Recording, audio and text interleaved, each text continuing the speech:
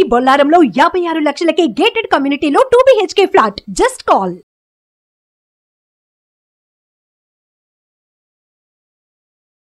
Hi, welcome to మనం TV. నేను మీ కట్టా కార్తీక్. మనతో ఉన్నారు రిటైర్డ్ జనరల్ కేఆర్ రావు గారు. సార్ నమస్కారం సార్. సార్, హర్యానా జమ్మూ కాశ్మీర్లో ఎలక్షన్ రిజల్ట్స్ వచ్చాయి. హర్యానాలో బీజేపీ హ్యాట్రిక్ను సాధించింది. కానీ జమ్మూ కాశ్మీర్లో అంచనాలు తలకిందులై బీజేపీ గెలవకపోవటం అనేటువంటిది ఇప్పుడు నడుస్తున్న ప్రచారం ఏంటంటే అక్కడ జమ్మూ కాశ్మీర్లో కాంగ్రెస్ గెలవటం, పాకిస్తాన్లో సంబరాలు జరుగుతున్నాయి అనేది ఒక నడుస్తుంది. ఏంటి నిజంగా జమ్మూ కాశ్మీర్లో కాంగ్రెస్ గెలవటానికి పాకిస్తాన్లో సంబరాలు జరగటానికి సంబంధం ఏంటి? బేసిక్ ఏంటంటే పాకిస్తాన్కి ఇప్పుడు బీజేపీ మంచి పవర్ఫుల్ దేశం. మన నరేంద్ర మోడీ గారు ఉన్న నాయకత్వంలో దేశం చాలా ముందుకు సాగుతుంది, అభివృద్ధి చెందాం. ఓవరాల్ ప్రపంచంలో మనకు ఒక ఐడెంటిటీ ఏర్పడింది. మన ఇండియా ఏదైనా చెప్పాలి, రీసెంట్ గా రష్యా యుక్రెయిన్ అవ్వనివ్వండి, ఇరాన్ అవ్వనివ్వండి, ప్రపంచ దేశాలన్నీ మన దేశానికి ఒక ప్రాముఖ్యత ఇస్తున్నాయి. మన దేశ ఫారెన్ పాలసీ మనం ఎంత తెలివిగా చాకచక్యంగా మనం ఫారెన్ పాలసీ నడిపామంటే ప్రపంచం అంతా మనల్ని హర్షిస్తుంది.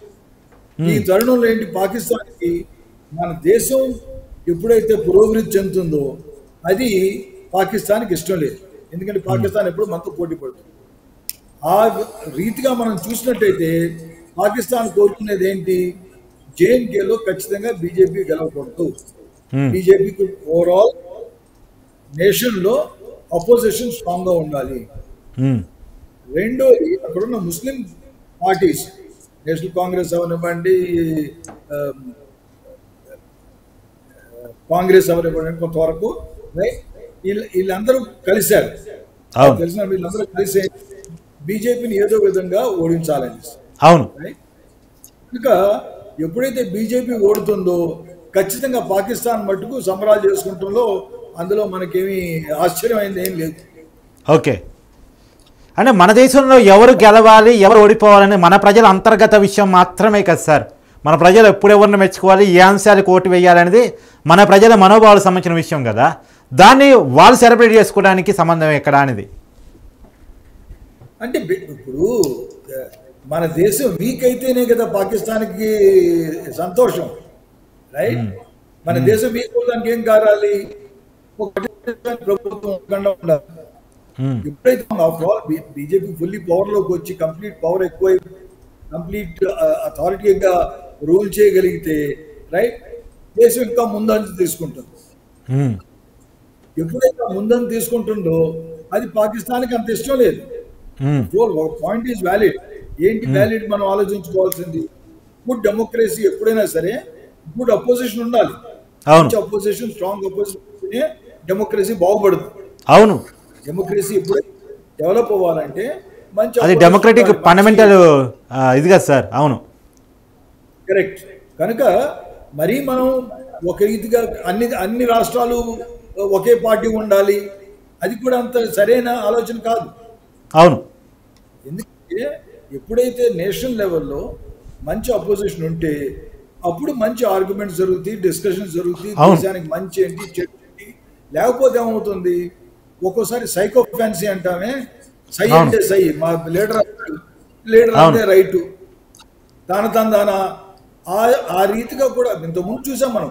1977 ఎమర్జెన్సీ ఏం చూసాం, అప్పుడు కాంగ్రెస్ విపరీతమైన దీంట్లో.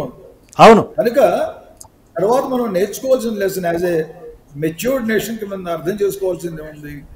ఏ దేశంలో అయినా సరే మంచి democracy, vibrant democracy, good democracy రావాలనుకుంటే వెరీ గుడ్ అపోజిషన్, మరి అపోజిషన్ లీడర్స్ ఉండాలి, డిస్కషన్ జరగాలి పార్లమెంట్ లో. ఇప్పుడే మనం పురోగతి ఇంకా బాగా అభివృద్ధి, పార్లమెంట్ ఎంత స్ట్రాంగ్ ఉంటే దేశం అంత స్ట్రాంగ్ గా ఉంటుంది కదా సార్. తాన అయిపోతాం. ఆ సంగతి మన దేశం ఒకటే కాదు, ఏ రాష్ట్రంలోనూ చూడండి. అవును అవును, తెలంగాణలో ఇవ్వచ్చు, ఇంతకుముందు చెన్నై మెడ్రాస్ లో చూసాం, రైట్? అవును, ఎప్పుడైతే జయలలితని చూసాం, రెస్ట్ ఇన్ పీస్, ఆవిడ పవర్ విపరీతంగా వచ్చేటప్పుడు ఓడించారు. ఓడిస్తే అప్పుడు తిరిగి సెకండ్ టైం వచ్చినప్పుడు ఆవిడ చాలా గొప్పగా చేసింది, ఎందుకంటే లెసన్స్ నేర్చుకుంది. కనుక మంచి అపోజిషన్ ఉండాలి. కానీ పాకిస్తాన్ ఏంటంటే కుళ్ళు మొత్తం మొహం అనుకోవచ్చు మీరు విధంగా చెప్పాలంటే. పాకిస్తాన్కి మన భారతదేశం పురోభివృద్ధి చెందుతుంటే ఇష్టం లేదు. ప్రత్యేకించి వాళ్ళు పెద్ద రాజకీయ సంక్షేమంలో ఉన్నారు కాబట్టి మన దేశం కూడా అలా కావాలని కోరుకుంటున్నారా ఏంటి? వాళ్ళ దేశంలో ఇంతవరకు స్టెబిలిటీ లేదు. ఆ దేశానికి స్టెబిలిటీ రాదు. అది ఎలా నడుస్తుందో ఆ దేవుడికి అల్లాగే ఎరుగు. అందుకని ఏం చెప్పగలను సార్. ఇంకొకటి సార్, నేను ఆర్టికల్ 370 2019 ఆగస్టులో మోడీ గారు దాన్ని తీసివేయడం జరిగింది. దాని తర్వాత జరిగినటువంటి మొట్టమొదటి ఎన్నికలుగా దీన్ని చూడాలి.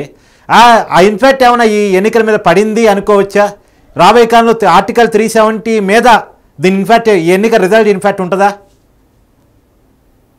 నేను జమ్మూలో ప్రెస్ క్లబ్ ఆఫ్ ఇండియాలో మాట్లాడతానికి వెళ్ళాను. ఒక 3-4 నెలల ముందు జమ్మూలో మాట్లాడాను ప్రెస్ క్లబ్ ఆఫ్ ఇండియా.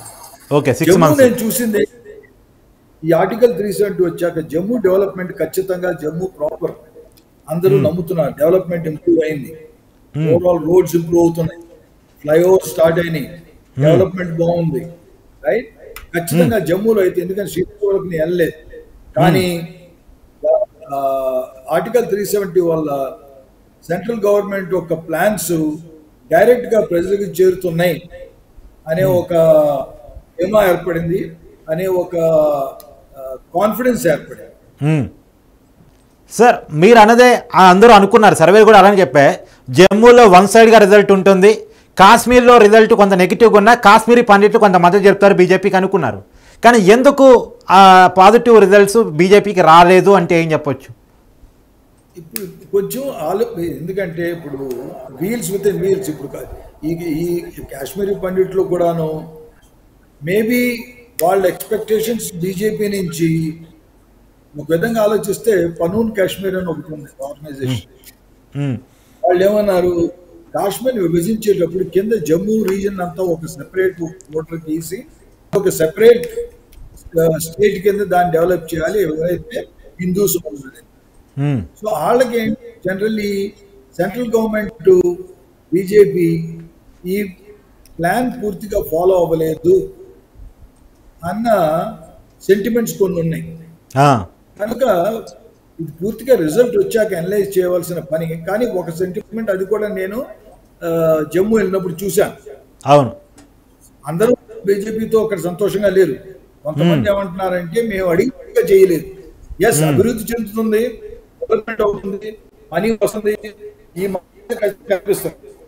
కానీ వెదర్ ఫుల్ఫిల్ సపోర్ట్ ఇస్తున్నారా లేదా అది. మళ్ళీ ఒకసారి జమ్మూ అండ్ కాశ్మీర్కి రాష్ట్ర హోదా ఇవ్వాలని డిమాండ్ మరోసారి తెర మీదకి వచ్చే అవకాశం ఉందా? అంటే ఎన్నికల్లో కూడా ఎజెండా అదే చాలా ప్రతిపక్ష పార్టీలకి. ఇప్పుడు మరింత బలోపేతం అయ్యే అవకాశం ఉందా నినాదం? ఇప్పుడు కొన్ని సమస్యలకి క్లియర్ కట్ గా ఎస్ నో అని చెప్పలేము.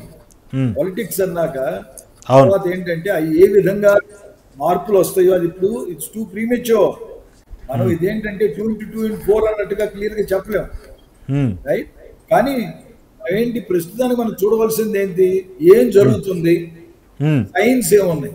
నేను చెప్పిన సైన్ ఏమిటి, ఒక సైన్ ఏంటంటే అనుకున్నట్టుగా జమ్మూ అందరూ కాశ్మీర్ పండిట్స్ అందరూ బీజేపీతో హ్యాపీగా ఉన్నారు, బీజేపీ ఓట్ చేశారా అన్నట్టుగా నాకు అనిపించలేదు. నేను అక్కడ కొంతమందితో మాట్లాడితే కొంతమంది ఖచ్చితంగా ఓవరాల్ ఒప్పుకున్నా సరే, ఎందుకంటే వాళ్ళకి ఫస్ట్ స్టెప్ ఏముంది, డెవలప్మెంట్ అవుతుంది జమ్మూ, అది మాత్రం ఒప్పుకున్నారు. అందరు రోడ్ డెవలప్మెంట్ సార్, ఫ్లైఓవర్లు వచ్చినాయి, యాక్చువల్లీ బైపాస్ ఒకటి వస్తుంది జమ్మూ నుంచి టువర్డ్స్ ఉదంపూర్, అది రైట్. అవన్నీ చూసి సంతోషంగా ఉన్నారు. అడ్మినిస్ట్రేషన్ ఇంప్రూవ్ అయింది, శాంక్షన్స్ ఇంప్రూవ్ అయ్యాయి, బిల్డింగ్ శాంక్షన్స్ అయ్యి థింగ్స్ ఆర్ మూవింగ్ అని ఒప్పుకున్నారు. కానీ ఏ రీతిగా జేఎన్కేను విభజించాలి అన్న పాయింట్లో కొంతమంది డిఫరెన్స్ ఒపీనియన్ ఉంది. కనుక వాళ్ళు ఏమైనా అగేన్స్ట్ చేశారా, ఇది ఇప్పుడే లేదా యాంటీ ఇన్కంబెన్సీ అంటుంటాం మనం, ఆ ఓటు ఏమన్నా పడిందా, అవి ఇప్పుడు ఇంకా చెప్పడం కష్టం. కాకపోతే మన సెంట్రల్ గవర్నమెంట్ తీసుకోవాల్సిన జాగ్రత్తలన్నీ తీసుకుంది. అమర్నాథ్ యాత్ర చూడండి, అప్పటికి ఏంటంటే మనం కూడా అర్థం చేసుకోవాల్సింది, ఎంత పటిష్టంగా ఎంత టైట్గా చేసినా సరే ఫుల్ ప్రూఫ్ ఇన్ఫిల్ట్రేషన్ అనేది ఇంపాసిబుల్. ఎందుకంటే దేశ సరిహద్దులు మనం చూసినట్టయితే, మంచు చూసినట్టయితే, లోయలు చూసినట్టయితే, నదులు చూసినట్టయితే ఎలాగలా ఎంతో కొంత ఇన్ఫిల్ట్రేషన్ జరుగుతుంది. ఆ జరుగుతానికి కారణం ఏముంది? కాశ్మీర్ వ్యాలీలో చూసుకుంటే ఇండైరెక్ట్గా సపోర్ట్ చేసేవాళ్ళు చాలామంది ఉన్నారు. లోకల్ సపోర్ట్ చాలామంది కొన్ని ప్లేసుల్లో బారాముల్లా ఏరియాలో చాలా సపోర్ట్ చేసేవాళ్ళు ఇప్పటికి. ఎందుకంటే Pakistan has been pumping so much of money, right? So ఈ రిజల్ట్స్ వచ్చాక తిరిగి స్లోగా పాయింట్ బై పాయింట్ అనలైజ్ చేసుకుంటే కానీ మనకి ఇమీడియట్గా దీని కారణాలు తెలియదు. Thank you sir, thank you so much sir. Thank you Babu.